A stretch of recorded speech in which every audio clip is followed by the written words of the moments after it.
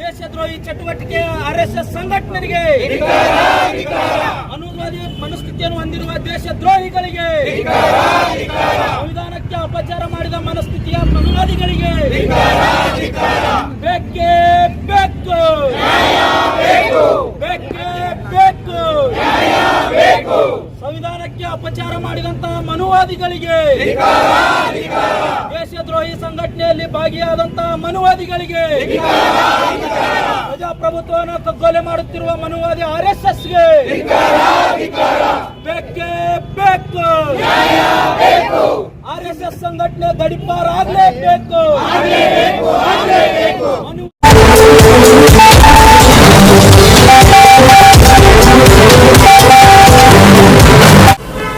UTV ನ್ಯೂಸ್ಗೆ ಸ್ವಾಗತ. ನಾನು ಸಾನಿಯಾ.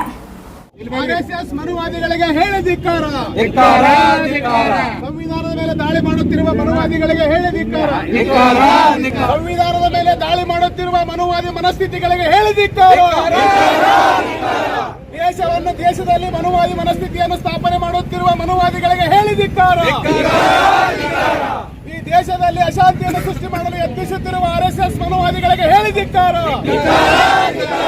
ಈ ದೇಶದಲ್ಲಿ ನ್ಯಾಯಾಂಗ ವ್ಯವಸ್ಥೆಗೆ ಅಪಚಾರ ಮಾಡುತ್ತಿರುವ ಮನುವಾದಿಗಳಿಗೆ ಹೇಳಿ ಧಿಕ್ಕಾರ. ಈ ದೇಶದಲ್ಲಿ ಅಶಾಂತಿಯನ್ನು ಸೃಷ್ಟಿ ಮಾಡುತ್ತಿರುವ ಕೋಮುವಾದಿಗಳನ್ನು ಸಹಿಸುವುದಿಲ್ಲ. ಏನು ಒಬ್ರು ವಕೀಲು ಬೂಟ್ ಒಗಿತಾರ, ಅದು ಮಾಡ್ತಾರ ಅಂದದು ಆರ್ಎಸ್ಎಸ್ ಅವ್ರದ್ದು ಕೆಲಸ. ಈ ಆರ್ಎಸ್ಎಸ್ ಅವರು ಇದೇ ಮಾಡ್ತಾರೆ. ಯಾವ ಸಣ್ಣ ಜಾತಿಯವ್ರಿಗೆ ನೌಕರಿ ಮ್ಯಾಗ ಹೋದ್ರೆ ನೌಕರಿ ಮ್ಯಾಗ ಅವ್ರಿಗೆ ಮಾಡ್ಲಾಕ ಕೊಡಂಗಿಲ್ಲ, ನಮ್ಕಿಂತ ಮ್ಯಾಗ ಯಾಕೆ ಬರ್ತೀರಂತಾರೆ.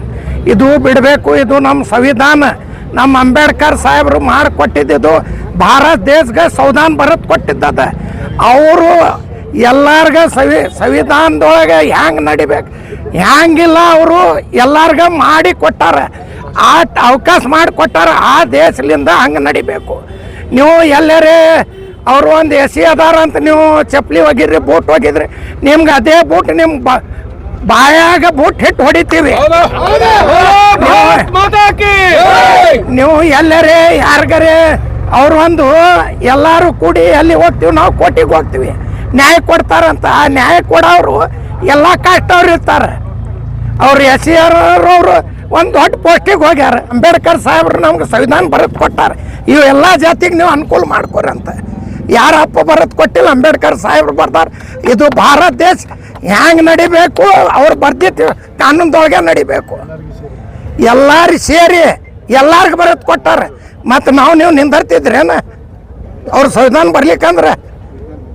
ಯಾರು ಇರಲಿ ಅವಂಗ ಹತ್ತು ಪಾರು ಮಾಡೋದು, ಕೇಸ್ ಮಾಡೋದು ಮಾಡಬಾರ್ದು. ಅಲ್ಲಿ ಗಲ್ಲಿಗಿಲ್ರಿ ಶೂಟ್ ಮಾಡಬೇಕು.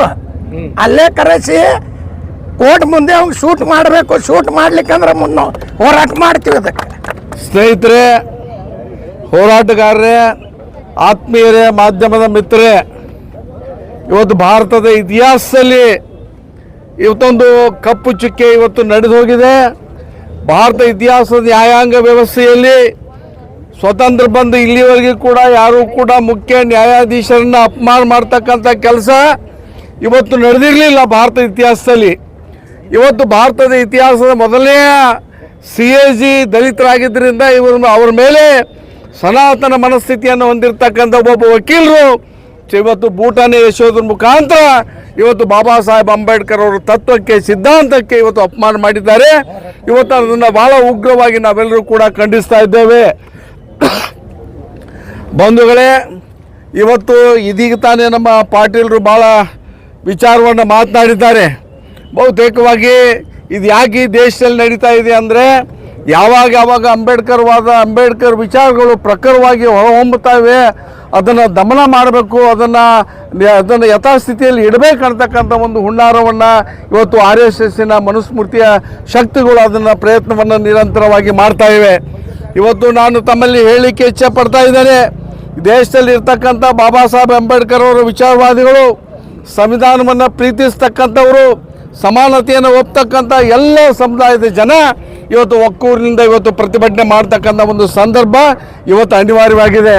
ಇವತ್ತು ಏನು RSSನವರು ತಮ್ಮ ಸನಾತನ ಮನಸ್ಥಿತಿಯ ಜನರನ್ನು ಇವತ್ತು ನಮ್ಮನ್ನು ಅಪಮಾನ ಮಾಡಲಿಕ್ಕೆ ಕಳಿಸ್ತಾ ಇದ್ದಾರೆ. ಭವಿಷ್ಯದಲ್ಲಿ ಇವತ್ತೇನು ಅಪಮಾನ ಮಾಡಿದ್ದಾರೆ ಇದರ ಉತ್ತರವನ್ನು ಅದೇ ರೀತಿಯಲ್ಲಿ ಕೊಡ್ತಕ್ಕಂಥ ಕೆಲಸ ನಾವು ಮಾಡಬೇಕಾಗ್ತಾ ಇದೆ.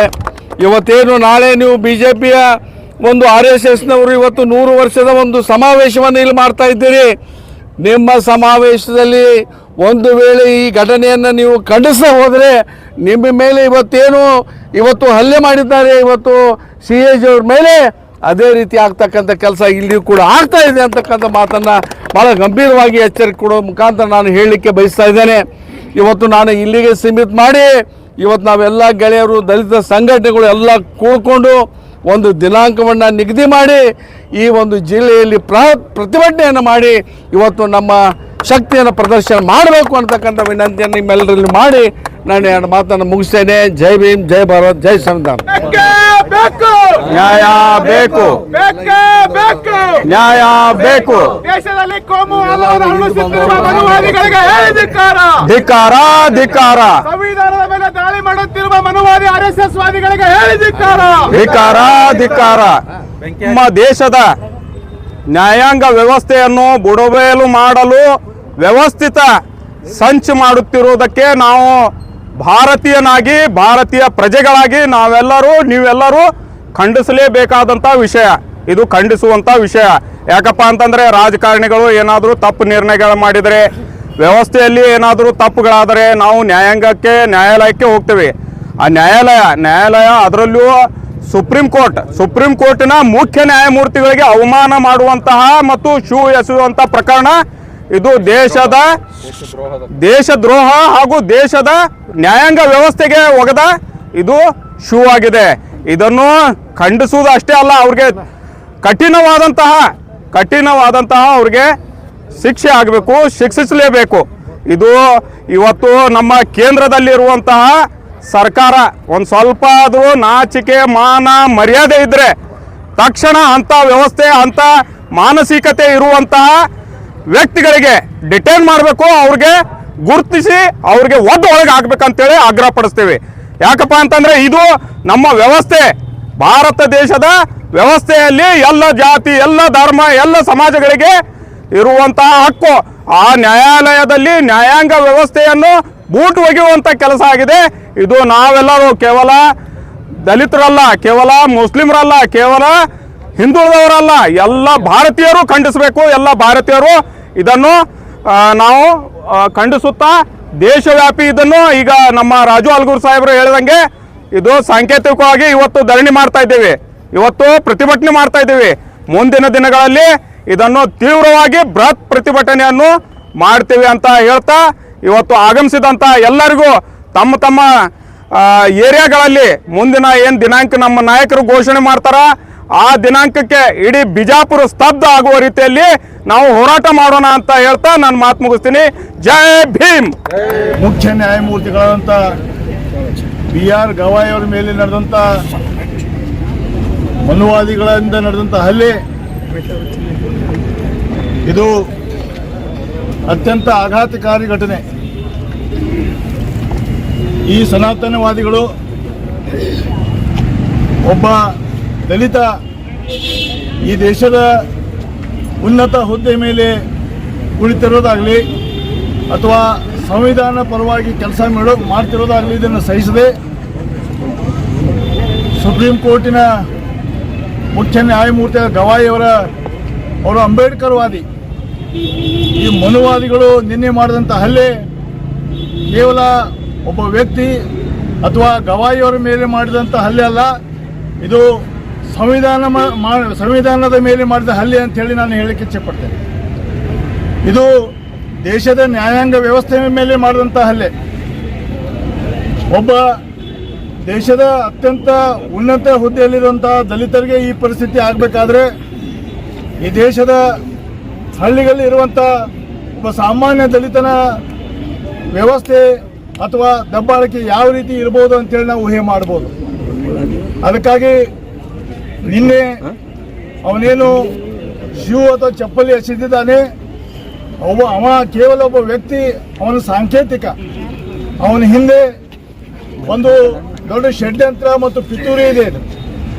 ನಮ್ಮ ಪ್ರತಿಭಟನೆ ಕೇವಲ ಅವನು ಯಾವನೋ ಒಬ್ಬನ ವಕೀಲ ಚಪ್ಪಲಿ ಒಗೆದಿದ್ದಾನೆ ಅವನ ವಿರುದ್ಧ ಅಲ್ಲ. ಇದು ಮನುವಾದಿಗಳ ವಿರುದ್ಧ, ಸನಾತನವಾದಿಗಳ ವಿರುದ್ಧ, ನಮ್ಮ ಸಂವಿಧಾನಗಳ ವಿರೋಧಿ ಇದಾರಲ್ಲ ಅವ್ರ ವಿರುದ್ಧ ಇವತ್ತಿನ ಪ್ರತಿಭಟನೆ ಇದು. ಅವರು ತೆರೆಮರೆಯಲ್ಲಿ ನಿಂತು ಈ ಒಂದು ವ್ಯಕ್ತಿಯಿಂದ ಇಂಥ ಒಂದು ಕೃತ್ಯವನ್ನು ಎಸಗಿದ್ದಾರೆ. ಮತ್ತು ಈ ನಮ್ಮ ಗವಾಯಿಯವರ ತಾಯಿಯವರನ್ನು RSSನ 100 ವರ್ಷಗಳ ಕಾರ್ಯಕ್ರಮಕ್ಕೆ ಆಹ್ವಾನ ಕೊಟ್ಟಿದ್ದರು. ನಾನು ಅಂಬೇಡ್ಕರ್ ವಾದಿ, ನಿಮ್ಮ ಸಿದ್ಧಾಂತ ಮತ್ತು ನಮ್ಮ ಸಿದ್ಧಾಂತ ಇದು ತದ್ವಿರುದ್ಧ ಇದ್ದಾವೆ, ಈ RSS ಸಿದ್ಧಾಂತಕ್ಕೆ ನಾನು ಕಾರ್ಯಕ್ರಮಕ್ಕೆ ಬರೋದಿಲ್ಲ ಅಂತ ಹೇಳಿದಾಗ ಇವರು ಅತ್ಯಂತ ವ್ಯಗ್ರವಾಗಿ ಅವರ ಮಗನ ಮೇಲೆ ಹಲ್ಲೆ ಮಾಡಿಸಿದ್ದಾರೆ. ಅವರು ನಾವು ಇವತ್ತು ಮೆಚ್ಚಬೇಕು. ಇವತ್ತು ನಾವು ಯಾವುದೋ ಒಂದು ಕಾರ್ಯಕ್ರಮ ಕರೆದುಕೊಳ್ಳಿ ಏನೋ ಸನ್ಮಾನ ಮಾಡ್ತಾರೆ, ವೇದಿಕೆ ಸಿಗ್ತದೆ ಓಡಿ ಹೋಗ್ತೀವಿ. ಇವತ್ತು ಗವಾಯಿಯವ್ರ ತಾಯಿಯವರು ದೊಡ್ಡ ಸಮಾರಂಭ ಕರೆದರೂ ಕೂಡ ಕೊನೆಗೆ ಮತ್ತೊಂದು ಸಲ ಪ್ರಯತ್ನ ಮಾಡಿದ್ರು ಕೂಡ ನನ್ನ ಮೈಯಲ್ಲಿ ಹುಷಾರಿನ ಬರೋದಿಲ್ಲ ಹೋಗ್ರಿ ಅಂತೇಳಿ ಚೀಮಾರಿ ಹಾಕಿ ಕಳಿಸಿದ್ದಾರೆ. ಗವಾಯಿಯವ್ರ ತಾಯಿಯವ್ರಿಗೆ ನಾವು ಚಪ್ಪಾಳೆ ಮುಖಾಂತರ ಅವ್ರಿಗೆ ನಾವು ಅಭಿನಂದನೆ ಸಲ್ಲಿಸಬೇಕಾಗ್ತದೆ. ಅದಕ್ಕಾಗಿ ಏನು ಈ ಹಲ್ಲೆ ಮಾಡಿದ್ದಾನೆ ವ್ಯಕ್ತಿ, ಅವನನ್ನು ದೇಶದ್ರೋಹದ ಆರೋಪದ ಮೇಲೆ ಬಂಧಿಸಿ ಕಠಿಣ ಶಿಕ್ಷೆ ಕೊಡಬೇಕು ಅಂತ ಹೇಳಿ ಇವತ್ತಿನ ಈ ಪ್ರತಿಭಟನಾ ವೇದಿಕೆ ಮುಖಾಂತರ ನಾನು ಮಾತಾಡ್ತೇನೆ. लेटेस्ट न्यूज अपडेट्स के लिए YouTube एक्सप्रेस को सब्सक्राइब कीजिए, साथ में बेल आइकॉन को भी क्लिक कीजिए, साथ ही साथ लाइक, शेयर और कमेंट करना ना भूलिए।